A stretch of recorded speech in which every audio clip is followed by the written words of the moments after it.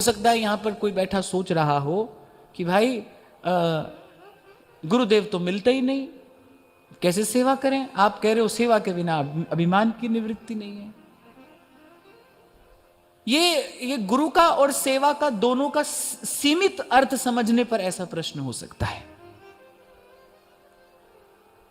मुझसे कोई पूछे, अगर कोई शिष्य होकर पूछे तो मैं कहूंगा भाई मेरी सर्वश्रेष्ठ सेवा यही है कि श्वास श्वास में नाम जपिए। आप जब भजन करते हो तो आप ये मत समझो कि मैं भजन कर रहा हूं, मैं अपने लिए भजन कर रहा हूं। जब नाम जपो तो समझो हम गुरु की सेवा कर रहे हैं।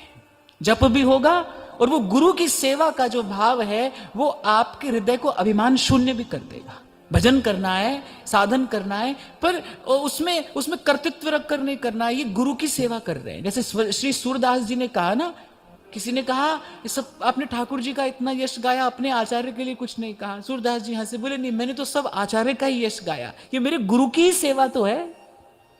ये कहकर मैंने अपने गुरु की ही सेवा की है। इसीलिए मैंने कहा अगर गुरु का अर्थ भी ठीक से नहीं समझोगे और सेवा का अर्थ भी ठीक से नहीं समझोगे तो ऐसा प्रश्न मन में आएगा, भाई गुरु तो मिलते नहीं, अब सेवा कैसे करें।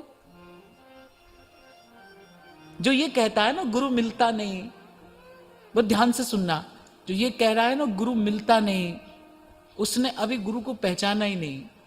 क्योंकि कबीर कहते हैं गुरु को मानुष जानते ते नर कहिए अंज। आप कहते हो गुरु मिलता नहीं, और गुरु ऐसा है जो पल भर के लिए बिछड़ता नहीं। गुरु ऐसा ना कहिए गुरु मिलता नहीं, अरे गुरु तो दीक्षा के बाद एक क्षण के लिए भी बिछड़ता नहीं।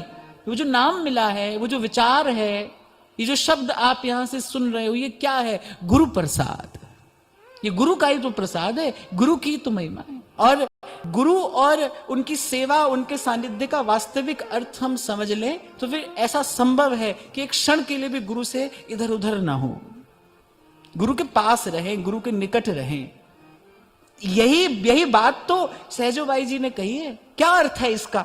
गा तो दिया आपने, मैंने, सबने। क्या अर्थ है इसका?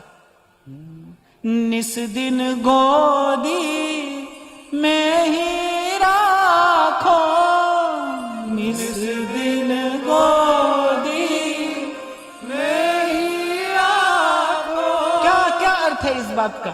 अब प्रकट रूप में गुरु की गोद में बैठोगे क्या जाकर? ये अर्थ होगा इसका। पर कुछ तो अर्थ है।